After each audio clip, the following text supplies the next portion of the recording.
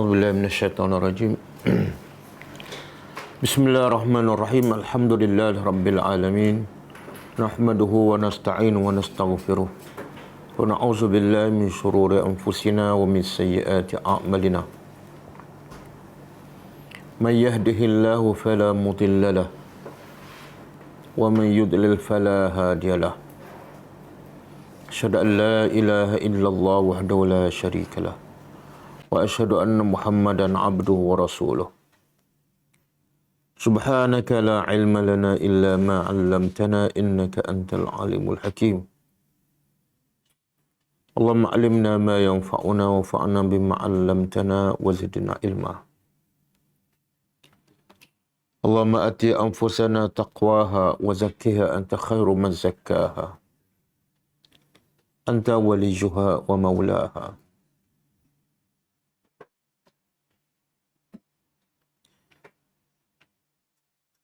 Rabbi yassir wa la tu'assir, Rabbi tammim bil khair, amma ba'du.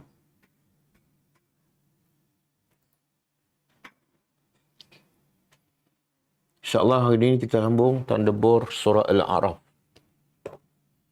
Ayat 161.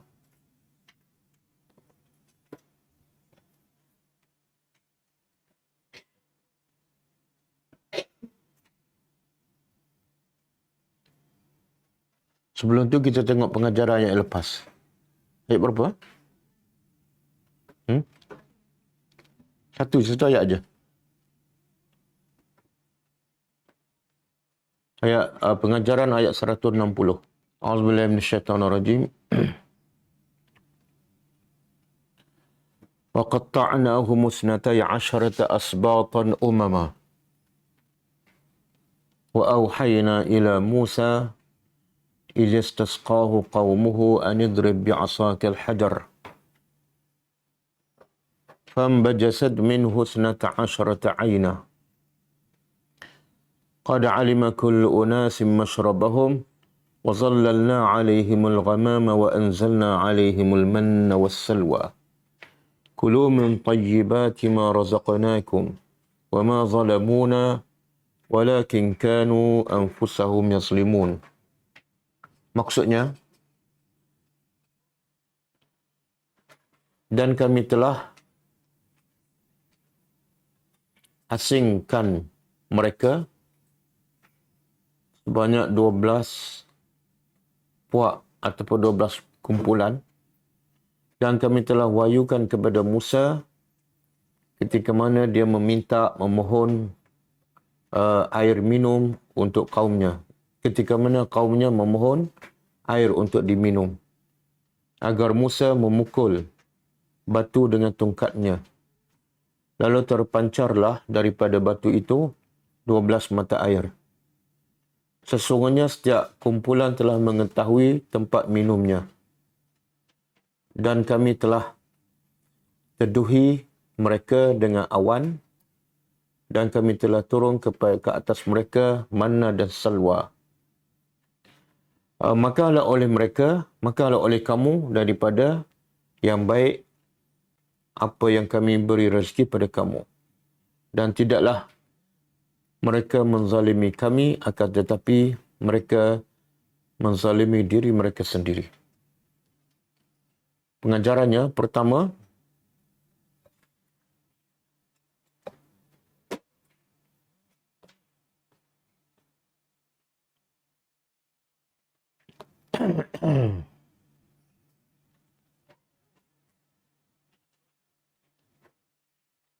sesiapa yang melakukan kezaliman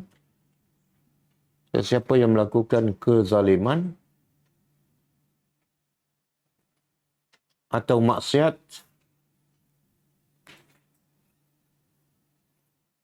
dia tidak memudaratkan orang lain kecuali dirinya sendiri.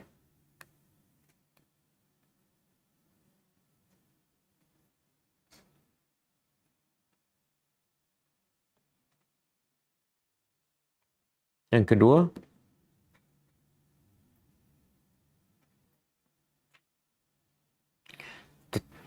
sifat manusia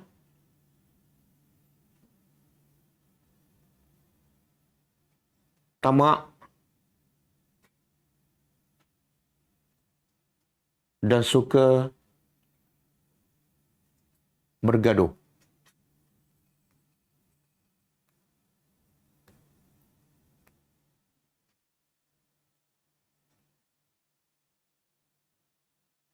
Maka hendaklah dilakukan sesuatu dengan apa cara sekalipun demi untuk mengelakkan daripada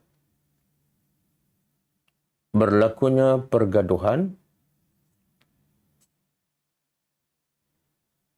disebabkan sifat tamak manusia.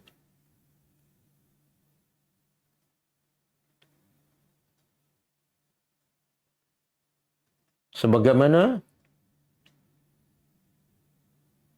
Allah memancarkan air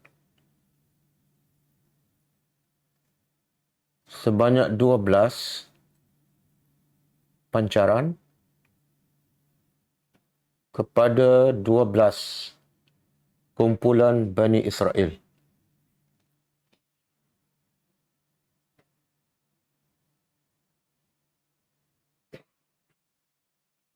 Untuk mengelakkan dari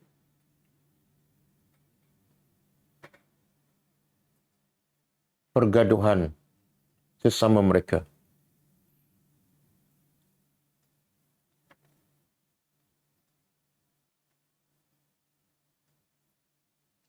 Yang ketiga,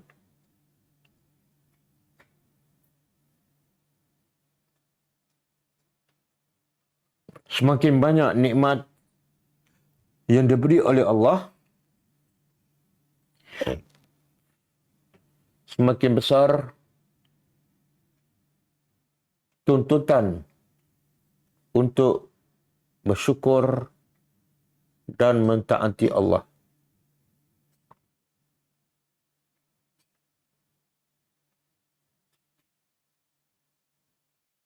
Dan sesiapa yang semakin bersyukur kepada Allah,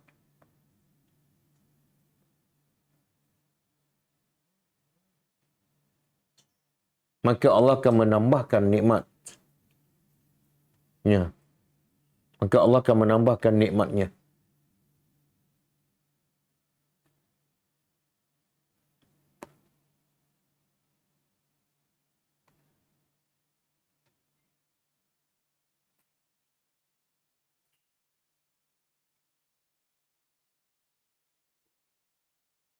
Yang keempat,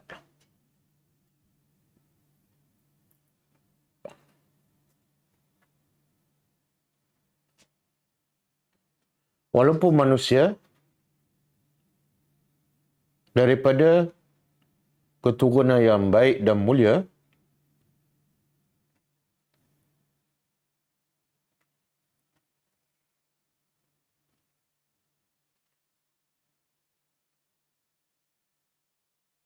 dan memiliki kekuatan,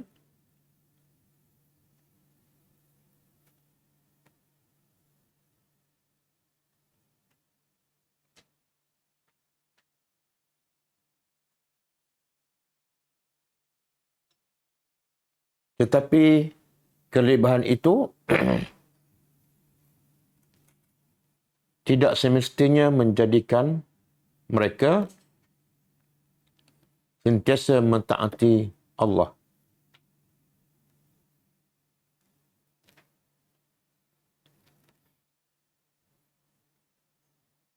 Sebagaimana kisah Bani Israel.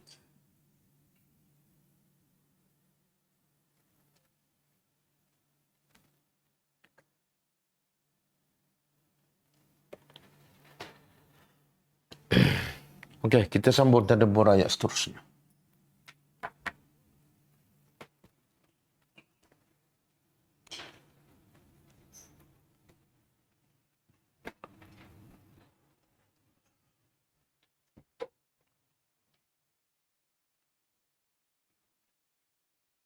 Ayat 161 adalah sambungan cerita ayat yang lepas.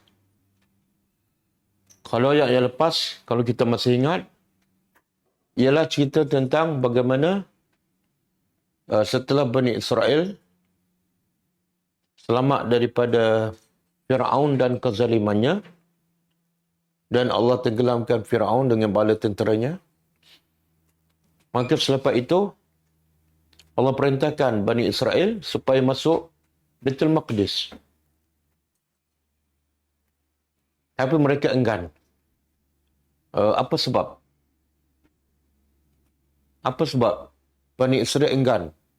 Sedangkan itu adalah satu nikmat setelah mereka sekian lama berada di bawah perhambaan kepada Fir'aun di Mesir. Mereka, anak lelaki mereka dibunuh, anak perempuan dihina. Sekian lama dan mereka tidak ada negara. Setelah selamat daripada Fir'aun dan kezaliman, Allah bagi satu negara pada mereka yang aman, iaitu Palestin. Tapi mereka enggan masuk. Apa sebabnya? Sebab di Palestin ketika itu ada kaum Jabbarin, ada kaum yang ganas. Jadi sebab takut pada kaum tersebut, mereka tak nak masuk. Bahkan mereka berkata pada Musa, masuklah engkau dan Tuhan engkau. Kami di sini tunggu. Kalau kaum yang jahat itu dah keluar, kami pun masuk. Maka Allah hukum mereka apa?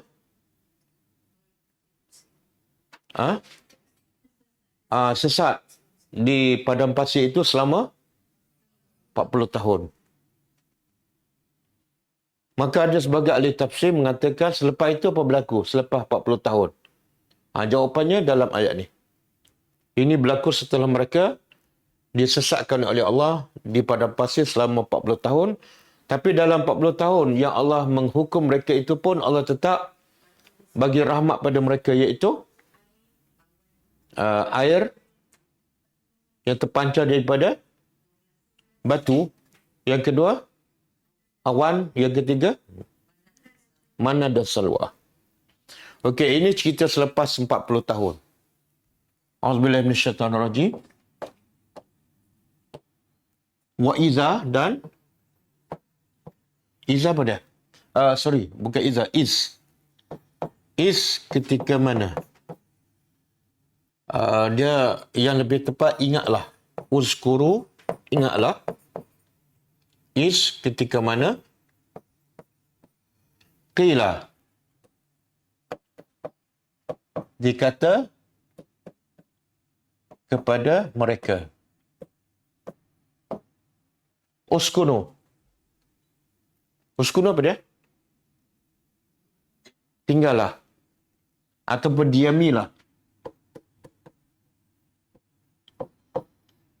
Tinggallah oleh kamu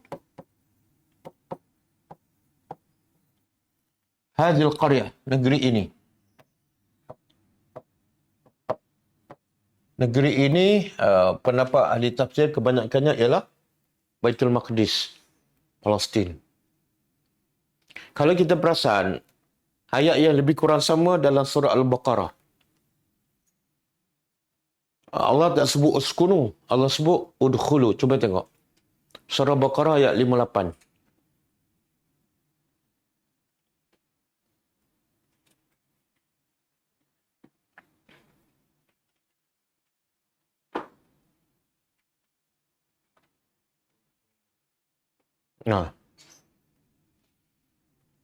Wa iz qulna dkhulu, kan? Wa iz qulna dkhulu. Udkhulu. Jadi ahli tafsir mengatakan cerita ni cerita sama. Tapi Allah sebut dalam bahasa yang berbeza. Kalau ayat surah Al-A'raf 161, wa iza qila lahum. Betul? Di sini wa iz qulna. Allah sebut yang berkata ialah kami. Tapi surah Baqarah Allah tak sebut siapa yang berkata. Dari sini surah Baqarah Allah kata udkhulu, masuklah. Surah Al-A'raf uskunu. Apa beza? Sebenarnya dua-dua perkataan ni, satu uskunu, yang kedua udkhulu. Dua-dua Allah guna. Cuma dalam satu ayat Allah sebut udkhulu, satu lagi ayat Allah sebut uskunu. Dan makna dia sama. Iaitu sebelum uskunu kena masuk. Okey, masuklah oleh kamu hadhil qaryah. Sama kan? Lepas tu fakulu. Dalam ayat itu apa dia? Wow. Wa kulu. Sini fakulu.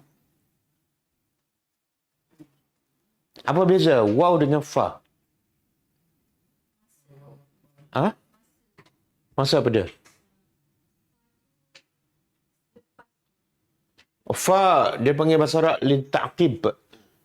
Selepas ataupun satu ikut tertib. Yang kedua selepas dalam tempoh yang tak lama. Contoh Ja'a Muhammadun fa Zaidun. Telah datang Muhammad fa Zaidun. Cuba terjemah. Bukan kemudian. Kalau kemudian, tempoh lama. Dalam bahasa Arab, kalau kemudian apa dah? Summa. Summa lama sikit. Kalau fa, terjemah yang tepat, lalu. Kalau datang Muhammad, lalu Zaid. Mana mungkin Muhammad sampai 5 minit, Zaid pun sampai. Jadi fa, satu mengikut bermakna tertib. Yang kedua, tempoh tu tak lama. Tapi kalau waw, Ja'a Muhammadun wa Zaidun. Apa makna? Tengok, satu huruf menyebabkan makna berbeza. Sama? Sekali datang? Tak. Telah datang Muhammad dan Zaid. Makna dia apa? Kalau sama-sama sampai, perkataan lain. Ma'a. Ja'a Muhammadun ma'a Zaid. Wa bukan menunjukkan sama-sama. Waw ada juga dia kata bersama. Waw ada satu nampak. Itu dia panggil wawul ma'iyah, lain. Ini dia panggil wawul atfi. Dia kalau kita terjemah fa, maksud nama dia fa li ta'qib.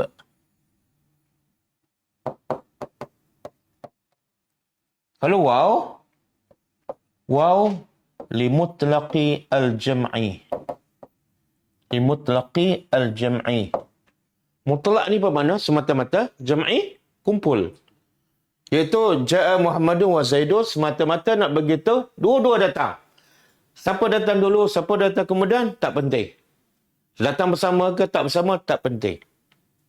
Hanya nak beritahu dua-dua datang. Wa yang bersama makna ma'iyah tu lain. Dalam konteks ayat yang lain. Boleh faham? Okey. Dalam surah Al-A'raf, wa idza qila lahum uskunu hadhihi qaryah wa kulu, kan? Wow. Tapi ayat sini fa. Beza fa dengan waw. Makna apa tu? Tengok detail bahasa Arab. Hanya dengan huruf sahaja membezakan makna. Kalau kita faham, fa tu makna apa tadi? Lalu, makna ikut tertib, kan? Allah kata masuk, lepas masuk makan. Ikut tertib, kan? Tapi yang ni tinggal dan makan. Mana apa? Bila kamu dah tinggal tu nak makan bila-bila, ikutlah. Boleh faham? Bila dah masuk kat situ nak makan bila-bila, bila kamu dah tinggal, mungkin kamu makan sebelum tinggal, tapi setelah masuk. Mungkin kamu makan setelah tinggal, kan? Masuk dulu berehat, baru makan. Jadi waw menunjukkan semata-mata nak beritahu dia tinggal, dia makan. Yang mana dulu tak penting.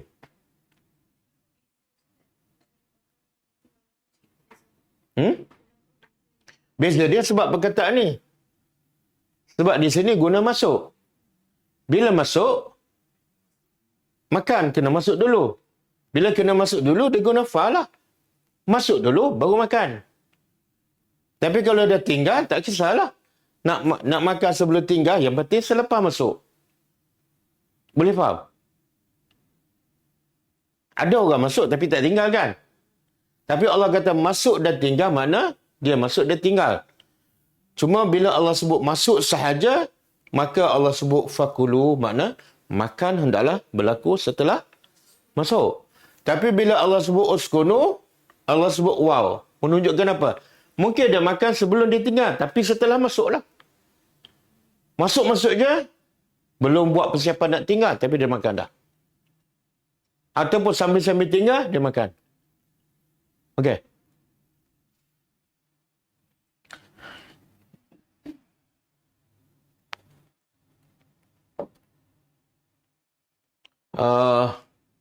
Okey, kita balik pada ayat kita.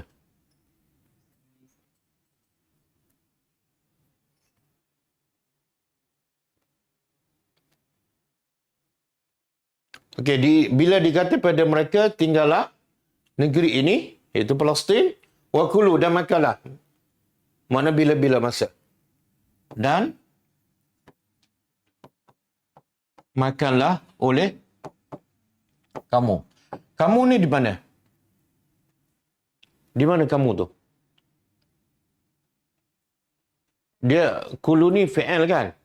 Kita dah belajar bahasa Arab. Yang dah belajar lah, yang tak belajar, tak apalah, tak jawab pun.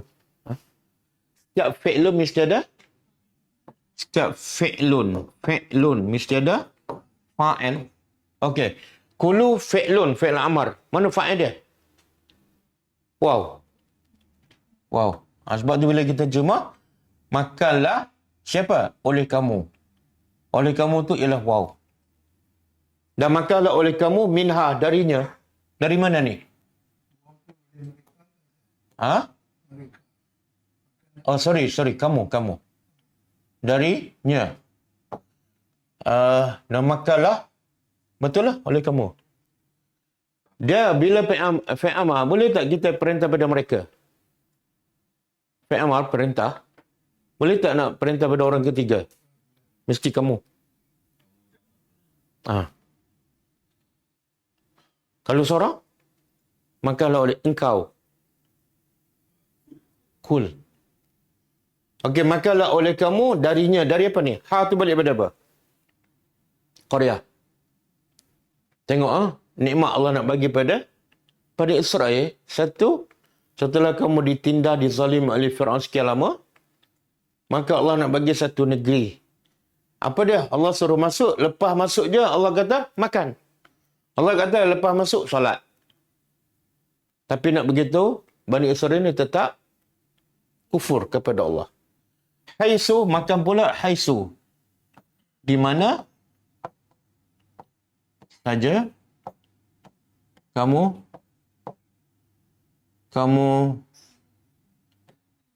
hendaki.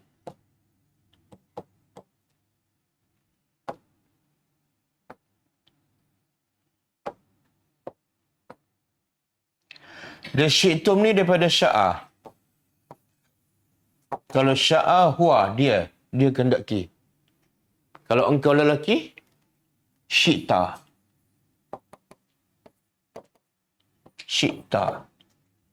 Kalau engkau perempuan, syi'ti. Kalau aku, syi'tu. Kalau kamu, ramai. Itulah. Allah kata, makanlah oleh kamu dari negeri itu, di mana saja kamu nak. Ragad. Tak ada ragad. Ragad adalah surah Baqarah. Waqulu. Dan qulu fi amar. Katakanlah oleh kamu hittah. Apa makna hittah? Bukan. Tunduk sejadah. Hittah daripada perkataan al-hattu. Al-hattu makna dia inzalu asy-syai' min uluwin.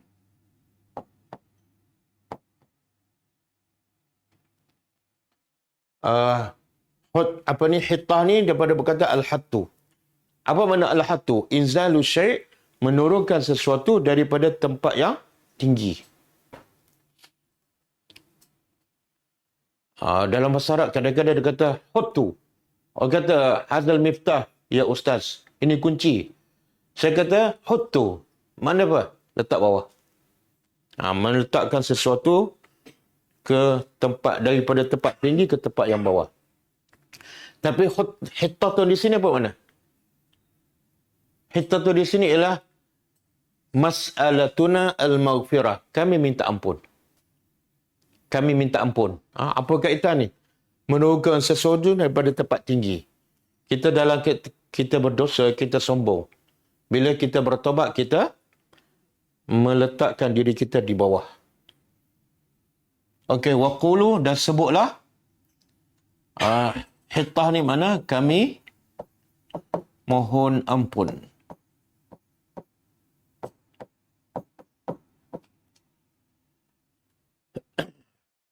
Waqulu wadkhulu, dan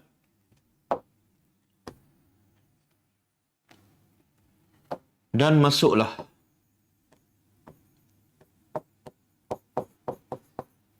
Oleh kamu. Al-bab. Bab apa bermakna? Pintu. Satu ke banyak? Satu ke banyak? Kalau banyak? Satu ke banyak? Banyak. Banyak. Kalau satu?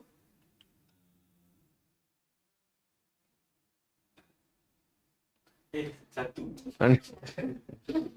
Dia kata banyak cari satu. Tak adalah. Ni memang satu. Satu. Al-babu satu. Kalau banyak? Itu rumah. Jauh pergi lah. Al-babu kalau banyak al-abwab. Ataupun abwab. Abwabu jahannam. Pintu-pintu neraka jahannam. Ada berapa pintu neraka jahannam? Yalah banyak tu berapa? Jawapan orang tak tahu lah. Pintu neraka? 7. Pintu syurga? 8. Okey. Tapi kita biasa jumpa ulul albab. Kan? Itu apa makna pula? Ulul albab. Ulul albab. Ulu apa makna? Orang-orang yang mempunyai. Ataupun zawu. Albab. Akar ke pintu? Akar ke pintu? Akar. Apa beza albab dengan albab?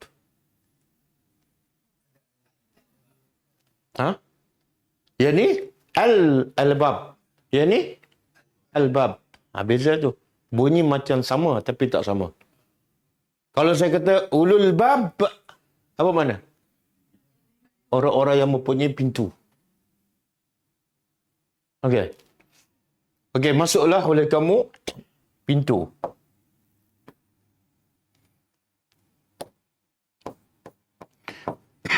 Pintu mana ni? Pintu madkhal Baitul Maqdis. Pintu nak masuk ke Palestin. Pintu yang mana? Allah tak sebut. Bila Allah tak sebut mana? Tak penting. Jangan pergi cari. Pergi Palestin lepas tu. Mana pintu yang Bani Israel masuk ni? Masuklah oleh kamu satu pintu, iaitu pintu nak masuk ke Baitul Maqdis. Dalam keadaan sujada. Ini hal lah. Dalam keadaan kamu sujud. Okey, sujud. Sujada tu jamak. Kalau satu, sajidun. Seorang yang sujud, sajidun. Kalau ramai, sujada. Kalau saya buat ayat macam ni, wadkhulul baba sajidan. Betul ke salah? Sebab apa? Sebab Allah perintah ramai. Sedangkan sajidan seorang. Jadi, wadkhulul baba sujadan. Masuklah oleh kamu ramai. Dalam keadaan kamu ramai, sujud. Apa maksud masuk dalam keadaan sujud? Tak sujud macam mana tu? Ada ahli tafsir mengatakan sujud di sini maksud dia rukuk. Iaitu sebagai tanda tunduk dan rendah diri. Sebagaimana Nabi SAW, bila Nabi masuk kota Mekah dalam keadaan Nabi menang. Kan? Macam mana Nabi masuk? Cara Nabi masuk ketika Nabi berjaya membuka kota Mekah. Melompak ke? Macam mana? Nabi masuk dalam keadaan tunduk, merendah diri. Dan bila sampai Masjidil Haram, Nabi solat 8 rakaat. Dia punya solat apa tu? Ada ulama kata itu dia panggil solat duha sebab Nabi solat waktu duha. Kebetulan waktu duha. Ada pendapat mengatakan Nabi solat salatul fathi, solat tanda kemenangan. 8 rakaat. Itu menunjukkan orang beriman. Bila menang ke apakah dia semakin bukan sombong, bangga, mempelekehkan orang lain. Okey, masuklah oleh kamu melalui pintu itu dalam keadaan kamu tunduk. Tapi ada pendapat yang juga ahli tafsir mengatakan sujadah bukan rokok. Kalau rokok, Allah gunalah perkataan rokok. Bila Allah guna sujud, mana Allah nak? Maksudnya ialah sujud. Apa makna sujud dari segi bahasa? Sujud ialah letak muka ke tanah. Jadi, boleh tak kita sujud? Bolehlah kalau itu adalah perintah Allah.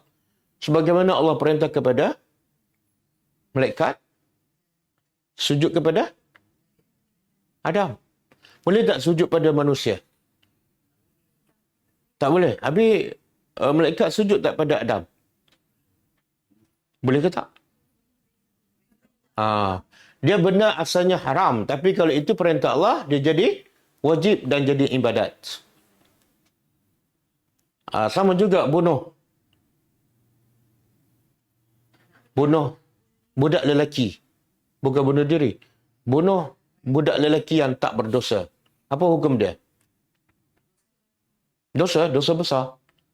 Tapi bila Khidir bunuh budak kecil itu, berdosa tak? Tak, sebab apa? Sebab itu perintah Allah. Jadi senang, simple je. Perintah Allah apa dia? Ya Allah suruhlah, jangan banyak soal. Ya Allah suruh, semua perintah Allah walaupun tak masuk akal. Okey, masuklah dalam keadaan kamu sujud ataupun hormat.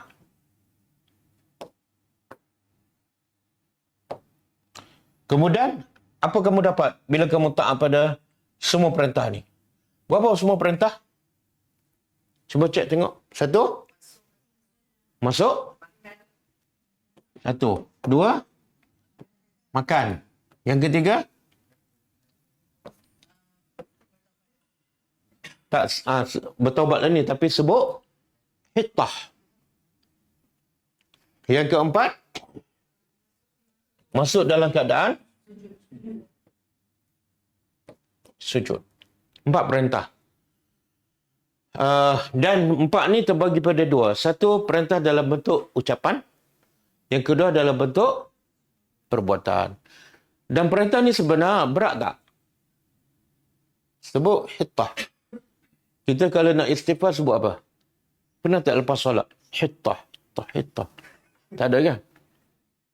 Tapi Allah nak begitu degilnya kerah kepalanya Bani Israel. Perintah yang paling ringan. Bukan astaghfirullahalazim alladzi la. Hittah dia sepatah. Itu pun dia buah. Yang kedua, perintah dalam bentuk perbuatan. Apa dia? Masuk, makan dan sujud. Apa hasilnya? Kalau kamu taat semua ni, naghfir lakum. Kami ampunkan bagi kamu. Khati'atikum. Kesalahan-kesalahan kamu ataupun dosa-dosa kamu. Dan bukan setakat kami ampunkan dosa. Ada satu lagi. Sanazidu. Apa sanazidu? Kami akan tambah. Selain pada keampunan, kami akan tambah apa? Al-muhsinin, orang-orang yang berbuat baik. Siapa yang muhsinin?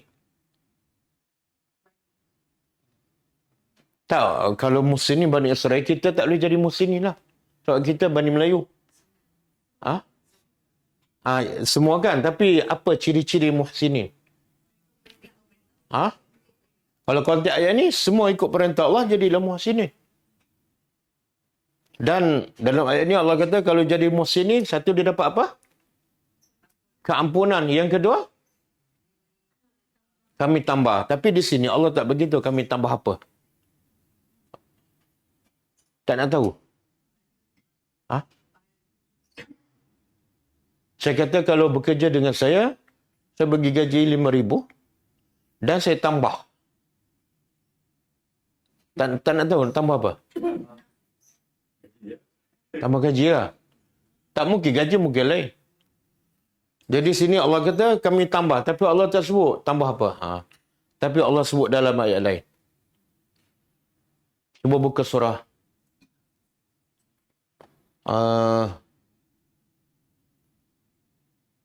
Surah Yunus, ayat 29. Okey.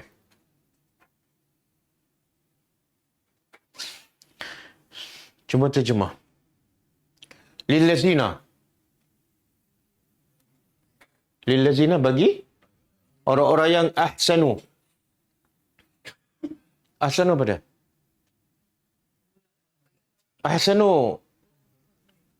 Ahsanu tu ini fa'al. Fa'al apa? Fa'al? Amar ke mudhari'? Amar pun tidak, mudhari' pun tidak. Fa'al madhi ya. Fa'al madhi. Mana fa'al dia? Yang kita belajar minggu lepas. Wow. Jadi kalau fa'al ahsanu, kalau isim, kata isim, muhsinun lah. Kalau kata isim, muhsinun. Kalau fa'al ahsanu. Jadi bagi orang, kalau kita nak terjemah lillazina ahsanu, muhsinun lah. Orang-orang yang berbuat baik. Apa dia akan dapat? Satu, al-husna. Al-husna ni makna dia syurga. Al-husna, syurga. Yang tadi Allah kata apa? Sanazidu, kami tambah. Dalam ayat ini Allah hurai. Wa ziyadatun, dan tambahan. Okey, kita nak tahu apa tambahan ni. Syurga dah dapat. Lepas syurga, ada lagi tambahan. Melihat wajah Allah. Ini ditafsir oleh Nabi sendiri dalam hadis yang sahih. Nabi kata ziyadah di sini ialah melihat wajah Allah. Jadi antara syurga dengan melihat wajah Allah, yang mana lebih nikmat? Sebab apa? Duduk dalam syurga, ada bidadari, boleh makan apa saja dengan melihat wajah Allah. Mana lebih nikmat? Betul ke? Oh, Nabi kata. Kita kalau dapat makan KFC, akan dapat lihat wajah kekasih. Mana lebih nikmat? Wajah kekasih kan? Perut lapar buat apa kan? Itu pengalaman. Kemudian apa lagi? Wala yarhaqu wujuhahum. Allah nak menegaskan lagi, dapat syurga dan bila melihat wajah Allah, pasti muka orang tu berseri. Allah kata, wala yarhaqu wujuhahum qatarun. Mukanya tidak diselaputi oleh debu, berseri. Wala zillah, dan tidak juga kehinaan. Ulaika ashabul jannah, itulah penghuni syurga. Hum fiha khalidun. Okey. Satu lagi. Apa selepas ni? An-Nahlu ayat 30.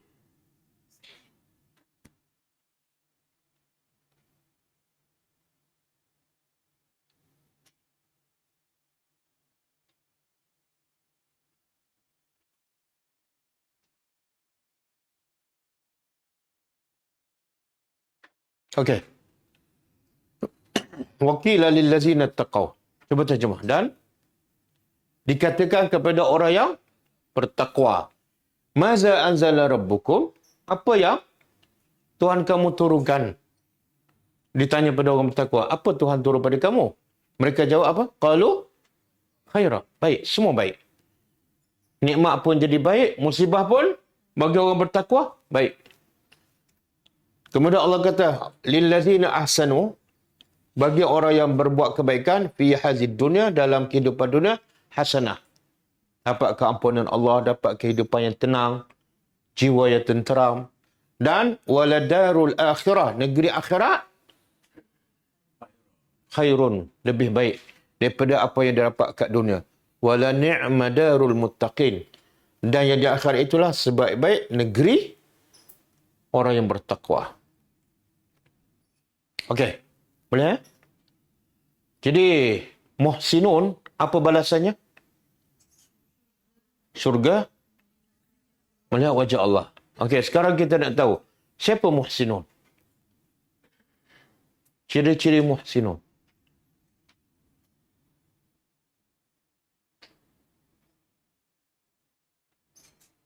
Kena tengok asal perkataan ihsan. Asal perkataan muhsin daripada ihsan. Muhsin itu sebenar daripada ihsanun. Bila sebut ihsan, dia kena ada dua. Ihsan, satu. Saya dah sebut ni, tapi rasanya lupa kau. Ihsanun ilallah. Yang kedua, ihsanun ilal ibad ataupun ila al-khalq. Ada dua ni barulah dipanggil muhsinun. Satu, dia ihsan kepada Allah. Yang kedua, dia ihsan pada hamba Allah. Okey, ihsan kepada Allah macam mana? An ta'budallah ka'annaka tarahu. Kan malaikat Jibril datang jumpa Rasulullah dan bertanya 3 soalan.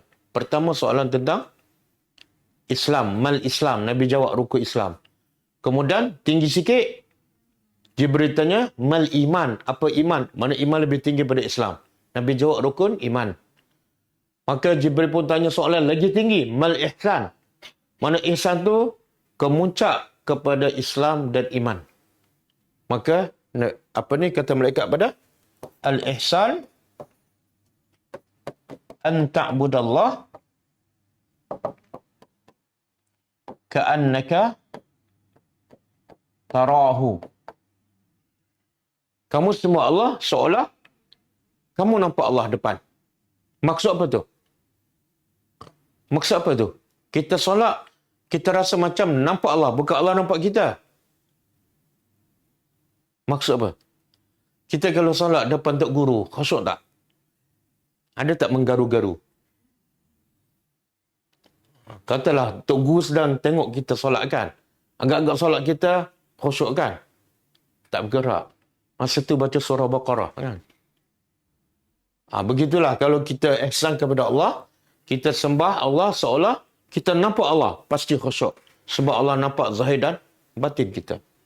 Tapi kalau tak mampu rasa kita nampak Allah, maka kamu kena yakin Allah melihat kamu. Itu ihsan kepada Allah. Okey, ihsan kepada hamba. Ihsan kepada hamba Allah. Macam mana? Bagi bantuan yang diperlukan. Dan bantuan yang paling diperlukan oleh manusia, apa dia? Ilmu. Sebab itulah kerja para Nabi, bagi ilmu. Selagi manusia tidak berilmu, selagi manusia tidak kenal Allah, harta banyak mana pun sia-sia. Jadi ihsan kepada manusia yang paling besar ialah hilangkan kejahilan mereka. Selepas tu, bagi bantu mereka dari segi material dan sebagainya. Okey. Ada dalil daripada Al-Quran. Muhsinun mesti ada dua. Muhsinun mesti ada dua. Ihsan kepada Allah dan ihsan kepada ibad. Ada dalil? Ada. Buka surah Az-Zariyat. Ayat 16 dan seterusnya.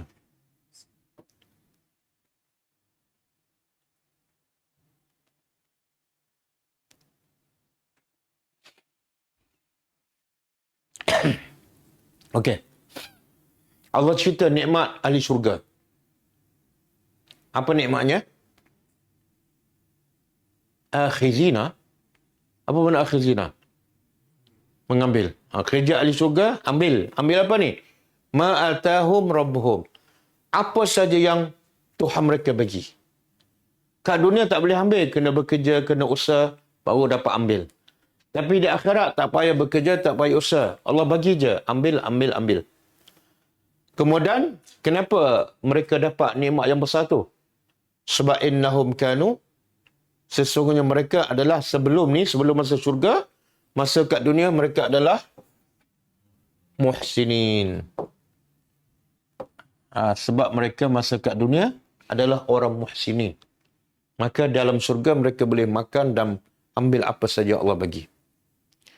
Kemudian Allah sebut ciri-ciri muhsinin. Ayat seterusnya. Ciri-ciri muhsinin.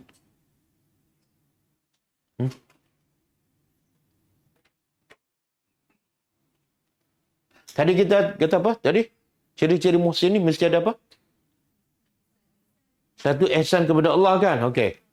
Allah kata, orang yang dapat nikmat dalam syurga sebab mereka kat dunia muhsinin. Apa ciri-ciri muhsinin? Kanu qalila minal laili ma yahja'un. Adalah mereka sedikit sekali dari waktu malam mereka tidur. Ini ihsan kepada siapa ni? Allah. Jadi kalau dia boleh tidur sikit dan sebahagian besar malam dia beribadat, menunjukkan apa? Ibadat dia ada ihsan. Dia rasa seolah sedang melihat Allah. Sebab tu dia tidur sikit je. Kita kenapa? Apa punca kita tidur banyak malam? Sebab masa tidur kita tak nampak apa-apa. Kan? Allah pun tak nampak. Semua tak nampak. Okey, ini ihsan kepada Allah. Ayat seterusnya. Wabil ashari hum yastaghfirun. Dalam mereka solat malam banyak dan tidur sedikit. Kemuncaknya di waktu sahur. Ashar ni waktu sahur. Waktu sahur ni dekat-dekat subuh. Apa mereka buat setelah penat solat malam? Hum yastaghfirun. Mereka minta ampun lagi kepada Allah. Dia logiknya lepas solat malam, dia ada buat dosa tak? Tak ada kan? Kalau tak ada, kenapa minta ampun? Sepatutnya yang minta ampun ni yang solat malam banyak ke yang tidur banyak? Kan, yang tidur banyak kan? Tapi biasa yang tidur banyak bangun istighfar tak? Tak istighfar. Yang istighfar siapa? Yang solat malam banyak. Soalnya, kenapa mereka istighfar sedangkan mereka baru sudah mentaati Allah? Kenapa? Orang beriman semakin dia beribadat, semakin dia taat, semakin dia takut tak diterima. Maka nak cover rasa takut tu dengan istighfar. Sebab tu lepas solat je, lepas salam kan? Istighfar. Jadi amat salah orang lepas solat je, lepas salam, baca doa tepuk Alhamdulillah. Alhamdulillah sekian. Tak betul tu. Sebab dia kena rasa solatnya belum tentu diterima, maka lengkapkan dengan Astagfirullah. Okey. Ini ihsan kepada Allah. Ayat seterusnya. Wa fi amwalihim. Dan pada harta-harta mereka ada hak. Hakun. Ada hak untuk siapa? Lisail wal mahrum. Siapa sa'il, siapa mahrum? Sa'il apa? Bukan orang bertanya. Kalau setakat tanya soalan, senang nak jawab kan? Ni dia minta ni. Minta apa ni? Minta duit, minta keperluan. Wal mahrum dan maksudnya? Dua-dua ni miskin. Tapi orang miskin, Allah nak begitu ada dua jenis. Satu, miskin yang kurang malu sikit. Mudah je meminta. Pergi mana-mana minta. Yang kedua, miskin yang ada maruah. Dia tak minta. Orang tanya pun dia tak beritahu. Sebab dia ada marwah. Tapi kewajipan kita kalau kita muhsinin, kena bagi pada siapa? Dua-dua. Tapi yang biasa kita bagi kepada siapa? Dia meminta aja. Itu pun kita bagi sebab dia minta kan? Kalau tak minta, macam mana kita nak bagi pada yang tak meminta? Kena cari. Sebab kalau kita tak cari, sampai ke mati tak akan jumpa. Sebab dia tak meminta. Macam mana? Ada keluarga yang tak minta. Jadi? Ya, betul. Dalam yang asnah ni yang perlu kita bantu, ada pula kategori yang paling layak kita bantu ialah kaum keluarga yang terdekat. Sepupu, pakcik. Okey. Ini semua sifat muhsin kan? Kalau solat malam, kemudian istighfar, itu ihsan kepada Allah. Yang ni pula? Ihsan kepada hamba Allah. Itulah makna muhsinun. Okey, kita balik pada ayat kita.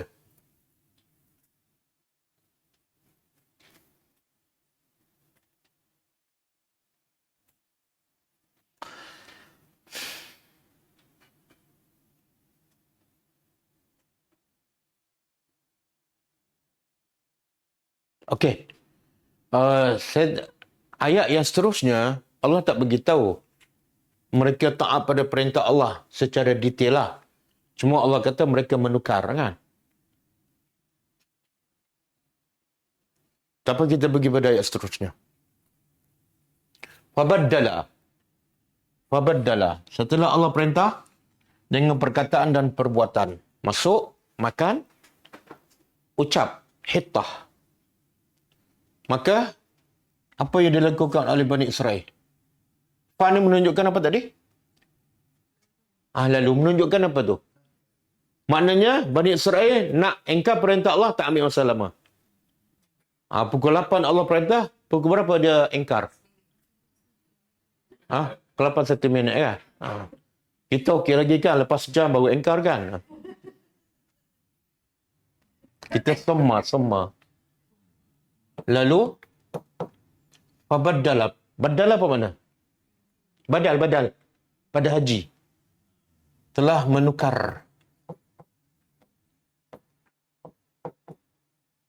Allazina, orang-orang zalamu, yang zalim. Minhum. Ini ayat keadilan Allah. Minhum, dari kalangan mereka. Min ni menunjukkan litab'id, sebahagian. Mana Allah nak beritahu, bila Allah perintah, bukan semua ingkar, tapi sebahagian. Jadi bila kita nak hukum orang pun jangan pukul rata. Semua jahat. Sedangkan yang jahat 3 orang je. Okey? Telah menukar orang-orang yang zalim. Tukar apa ni? Qaulan. Qaulan apa dia? Kata-kata. Kata-kata apa ni? Yang Allah perintah dalam bentuk kata-kata apa dia? Hittah.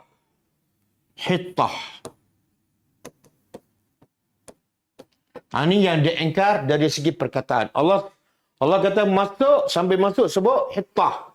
Maka dia badala. Tengok Allah guna perkataan badala, kemudian yang menukar Allah sebut. Sifatnya ialah orang yang zalim. Sepatut ayat macam ni. Fabaddalu. Baddalu. Maka mereka telah menukar. Sebab ayat ni refer kepada cerita Bani Israel ayat yang lepas. Sepatutnya Allah guna mereka. Tapi tak. Allah guna apa? Allazina zalamu. Apa maksudnya? Apa mesej yang Allah nak sampaikan? Apa dah? Kalau Allah kata fabaddalu, mereka menukar, maka ayat ini khusus kepada, tak ada kata dengan kita. Yang kedua, kalau Allah kata fabaddalu, kita tak tahu apa hukum orang yang menukar. Sekarang Allah nak beritahu hukum ni, siapa yang menukar perkataan Allah, dia adalah zalim. Dan siapa yang menukar, bukan mesti Bani Israel sahaja. Siapa saja yang menukar ayat-ayat Allah, dia adalah zalim. Mereka menukar kata-kata Allah ghaira. Bukan yang qila lahum. Dikatakan kepada mereka. Dia tukar apa? Allah suruh sebut hittah. Tapi Allah kata dia tukar. Tukar apa?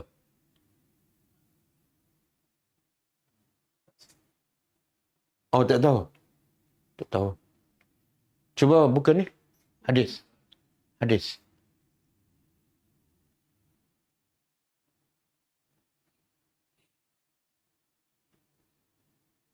Okey. Wa an Usamah bin Husain. Bukan Husain. Usamah bin Husain ustaz kita. Ni Usamah bin Zaid radhiyallahu anhuma. Qala Rasulullah sallallahu alaihi wasallam, Nabi bersabda. Bukan. Ada satu lagi. Ada kan? Ibn Hibban. Okey. Ini hadis Qila dikatakan li Bani Israel kepada Bani Israel. Udkhulul baba sujjada. Masuklah pintu itu, iaitu pintu masuk Baitul Maqdis, sujada dalam keadaan sujud. Wa qulu, dan sebutlah hittah. Maka kamu akan dapat apa? Kami akan ampunkan dosa-dosa kamu. Ini daripada ayat surah Baqarah ayat 58. Tapi maksudnya sama dengan ayat surah Al-A'raf ayat 161. Jadi bila dikata pada mereka dua perintah. Satu perintah perbuatan, iaitu masuk dalam keadaan tunduk. Yang kedua, perintah dalam bentuk perkataan. Sebut hittah. Fabaddalu. Maka Nabi kata, fabaddalu, mereka menukar. Fadakhalu, lalu mereka masuk itu, pintu itu dalam keadaan yazhafuna ala astarihim. Ini mereka ingkar dari segi perbuatan. Allah suruh masuk dalam keadaan tunduk, sujud. Tapi mereka masuk dalam keadaan yazhafuna ala astarihim, makna mereka letak punggung macam mengesok. Kalau Allah perintah, masuk macam ni. Dalam keadaan tunduk, hormat. Tapi dia nak ingkar perintah Allah, dia letak punggung dia masuk dalam keadaan mengesok. Tengok perangai Bani Israel. Menunjukkan apa? Sebenarnya, perintah Allah tu senang ke susah? Senang. Yang dia ingkar dan dia buat tu, lebih senang daripada perintah Allah ke lebih susah? Makna apa tu? Bodoh sombong satu. Yang kedua, dia nak permainkan perintah Allah.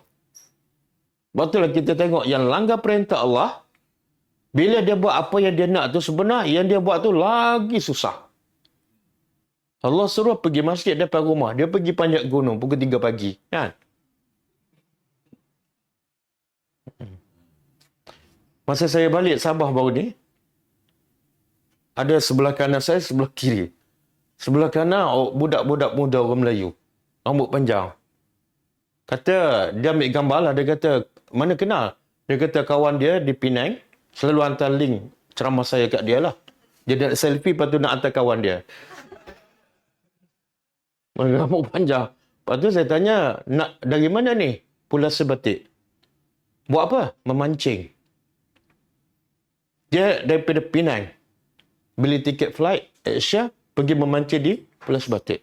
Lepas tu saya tanya, kerja apa? Kerja pasar malam. Ada tak Allah perintah sesusah itu? Tak ada kah? Tapi nak beritahu manusia, saya kata awak sanggup pergi, Ustaz, minat. Lepas tu dia kata ada satu lagi tempat yang paling cantik. Ikan pun cantik. Sarawak. Tapi tak cukup duit lagi nak pergi. Tengok cara manusia berfikir. Bila dah minat, dia akan buat. Walaupun susah dan terpaksa habiskan duit. Saya ingat dia kumpul duit nak pergi umrah. Lepas tu sebelah ni pula, dua pasangan Cina yang sangat tua. Saya ingat umur 70 lebih. Suami isteri duduk sebelah saya. Saya kata, Angka dari mana? Dari Ampang. Ni dari mana ni? Dari pulau di Sempurna. Pergi pulau. Buat apa? pergi melancong tengok pulau. Berapa hari? 1 hari. Kerja apa? Kerja restoran. Jadi sekarang tutuplah. Tak ada pekerja. Pergi 1 hari saja. Ya, mau tengok pulau. Jadi manusia, walaupun dah tua, sanggup beli tiket, nak pergi tengok apa? Ciptaan Allah. Ya Allah bagi tahu, kalau kamu sembah aku bagi apa? Pulau ke syurga? Syurga. Tak nak siapa, teringin. Ini sebelah ni, Islam. Pergi memancing. Pengajaran. Inilah Bani Israel. Allah suruh masuk dalam keadaan, kalau nak ingkar pun, okey, saya tak nak buat. Tak, dia buat juga. Tapi, bercanggah dengan perintah Allah. Lagi susah. Nak beritahu dia, aku nak tunjuk depan Tuhan. Aku bukan tak boleh buat pun. Tapi aku nak ingkar perintah engkau dan aku nak buat yang berbeza. Itulah manusia. Kemudian, waqalu. Yang perintah perkataan pula, hittatun. Dia kata apa? Habbatun fi sya'ratin. Habbah ni biji. Sya'ratin gandum. Allah kata bila masuk sebut hittah. Dia kata tak, aku tak nak sebut tu. Aku nak sebut apa? Habbatun fi sya'ratin. Biji gandum. Biji gandum. Kena mengena sebab bodoh sombong lah. Dia antara hittah. Berapa perkataan? Berapa perkataan? 1. Habbatun fi sya'ratin. Berapa perkataan? Dia pilih yang mana? Inilah perangai Bani Israel. Yang suka tukar, suka tambah. Bani Melayu ikut Bani Israel tu. Itulah mentor dia. Yalah, samalah. Ada riwayat mengatakan, dia tambah. Bukan yang tu, ada riwayat lain. Dia tambah apa? Hintah. Hintah tu makna sama. Biji gandum. Sebab, okey, kenapa? Ahli tafsir mengatakan, kenapa? Allah sebut hittah. Allah sebut hittah. Apa makna hittah? Apa makna hittah tadi? Kami minta ampun. Tak boleh makan. Dia Bani Israel suka makan. Dia nak sebut benda yang boleh makan. Gandum. Astaghfirullah, astaghfirullah. Lapar ni. Gandum.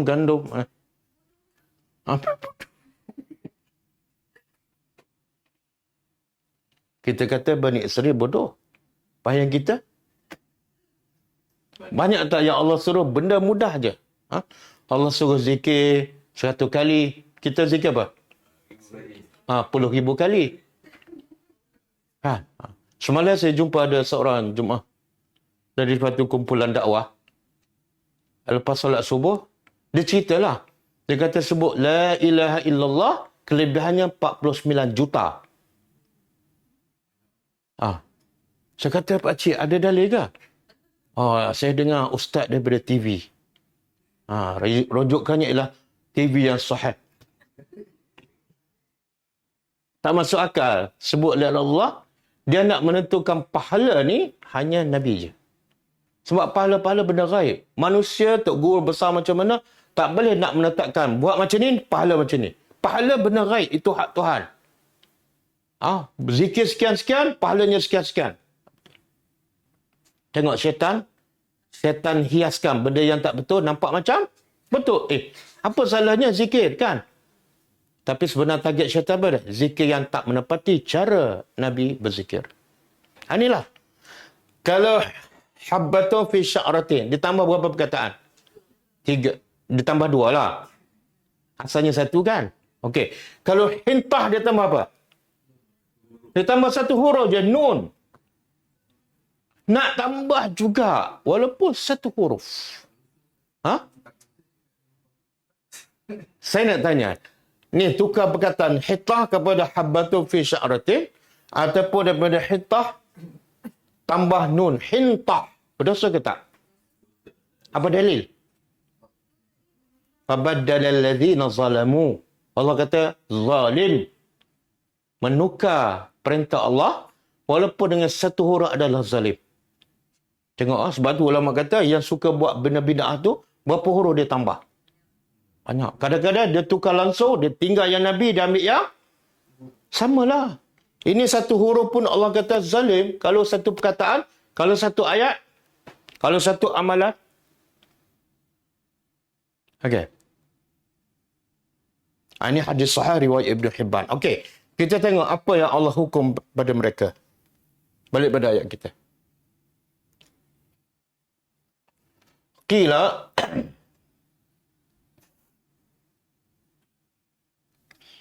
mereka, orang-orang yang zalim telah menukar perkataan yang bukan diperintah pada mereka. Daripada hitah, bertukar jadi hintah ataupun habbatun fi sya'ratin. Maka, fa'arsalna. Lalu, kami utuskan.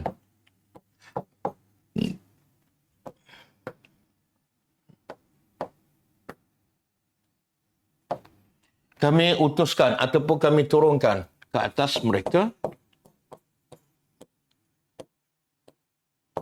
rijzan. Rijzan azab. Dalam hadis disebut rijzan ialah ta'un.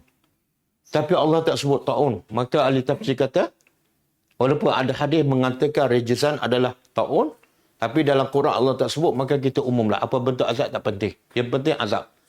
Dan bila azab daripada Allah, pasti teruk. Kami turunkan ke atas mereka azab minas sama, dari langit. Disebabkan apa? Bima kanu, dengan apa yang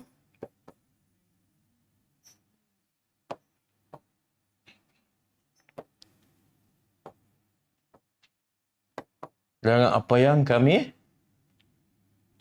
yazlimun, kamu. Dengan apa yang mereka zalim. Mereka zalim pada siapa? Apa kezaliman mereka? Rasuah. Bukan. Judi. Zina. Bunuh anak. Derhaka mak bapak. Tak. Apa dia? Allah perintah masuk Baitul Maqdis. Dia masuk tak? Masuk. Dia masuk kan? Tapi yang jadi zalim, yang jadi dosa tu apa dia? Cara masuk. Bila Allah kata masuk dan sebut perkataan. Dia sebut tak? Sebut. Cuma dia sebut, dia tukar perkataan. Zalim. Maka Allah, orang macam ni layak mendapat azab daripada Allah.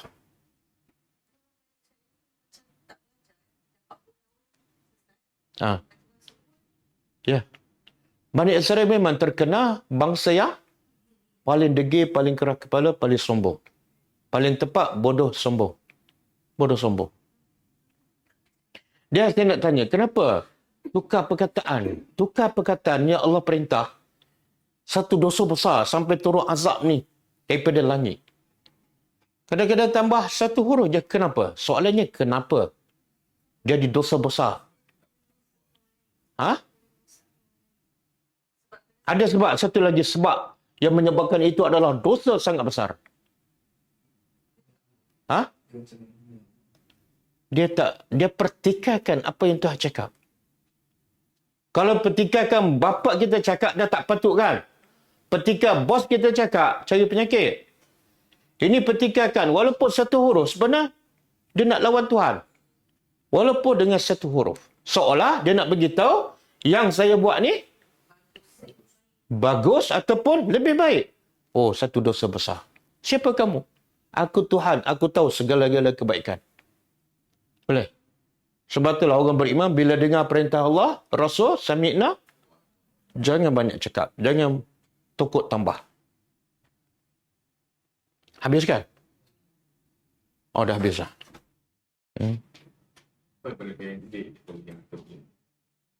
Itu sunat. Sunnah. Dia beza sunat dengan sunnah. Dia kalau sunnah Nabi, kalau kita kata sunnah Nabi, ada yang sunnah yang wajib. Ada sunnah Nabi yang hukumnya sunat. Contoh, salat berjemaah. Sunnah Nabi tak? Tapi dari segi hukum apanya? Ada ulama kata hukum sunnah Nabi salat jemaah adalah wajib. Kan? Ada hukum, sunnah Nabi adalah sunat. Contoh bersiwak. Bersiwak sunnah Nabi, tapi hukumnya sunat. Okey. Yang soalan ni dia kata, sunnah Nabi je. Jadi tak payah ikut. Contoh macam wirid lepas solat. Dia ubah.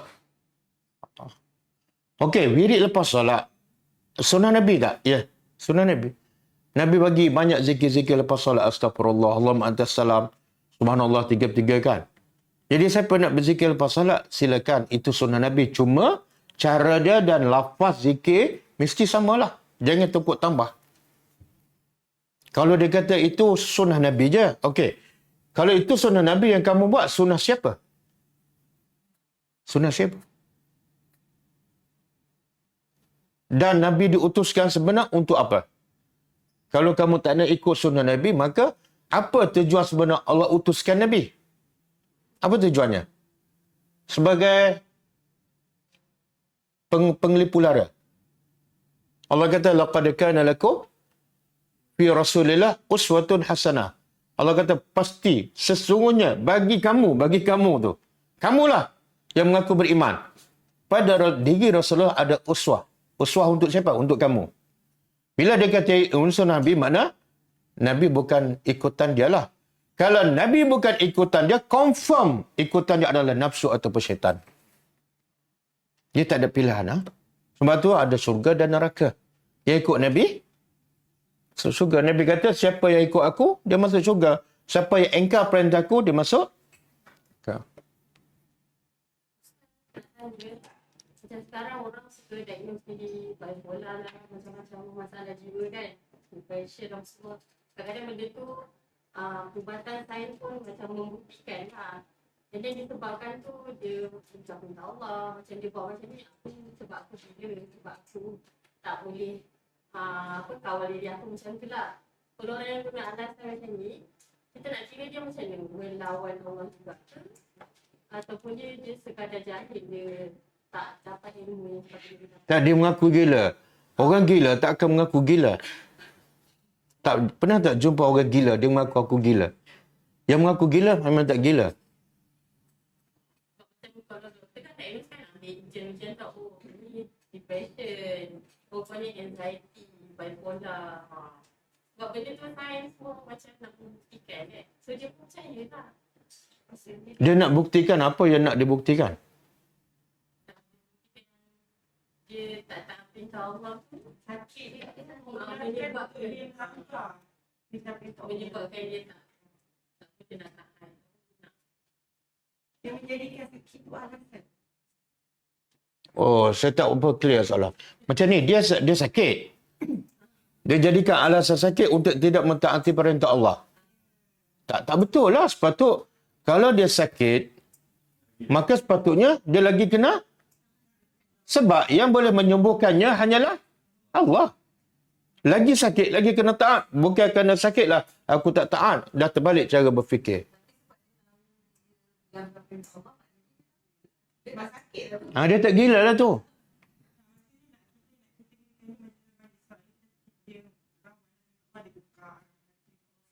Macam orang yang macam ni, kita nak kasi dia jahil sebab dia tak belajar Al-Quran ataupun dia macam mana sekali. Okey. Dia macam ni. Manusia, bila langgar perintah Allah, ada dua jenis. Dua jenis. Dan dua-dua ni akan masuk neraka lah. Dan dua-dua jenis yang melanggar perintah Allah ni, Allah sebut dalam surah Al-Fatihah. Pertama, ghairil maghdubi alaihim. Golongan pertama yang ingkar perintah Allah ialah orang yang Allah murka pada mereka. Siapa yang Allah murka? Yang berilmu. Yang tahu. Bukan jahil lah. Dia tahu. Macam Bani Israel ni tahu. Tapi dia langgar perintah Allah. Sebab apa? Sombong. Saya memang tahu yang tu benar, tapi saya nak lawan juga. Sombong. Golongan kedua yang melanggar perintah Allah ialah sebab jahil. Iaitu waladhdallin. Bila jahil tak berilmu, dia akan sesat jalan. Cuma kalau sesat, dia kena belajar. Sebab tu Allah kata, talabul ilmi faridatun ala kulli muslimin. Menuntut ilmu adalah amalan fardu ke atas setiap orang muslim. Okey. Dia biar kalau dia jahil lah. Mana kewajipan kita dalam keadaan dia jahil agama. Jangan suruh dia solat dulu. Bagi dia kena Allah kan. Sebab tu bila Nabi hantar Muaz bin Jabal ke Yaman, Nabi pesan pada Muaz bin Jabal, bila kamu sampai ke Yaman dan berdakwah, ajar mereka dulu la ilaha illallah. Bagi mereka kena Allah. Lepas tu kalau mereka dah kenal, baru suruh mereka solat. Ketika mereka solat, dalam keadaan mereka kena Allah, mereka tak akan tinggal solat. Lepas solat, ambil zakat daripada orang kaya dan diagihkan kepada orang fakir miskin. Okey. Ada soalan ni? Tak ada. Waktu dah habis, jadi kitab Syarah Bulughul Maram kita tangguh. InsyaAllah kita jumpa kelas bahasa Arab malam ni. InsyaAllah. Dan kita tutup dengan membaca tasbih kafarah. Subhanakallahumma wa bihamdika asyhadu an la ilaha illa anta astaghfiruka wa atubu ilaik. Assalamualaikum warahmatullahi wabarakatuh.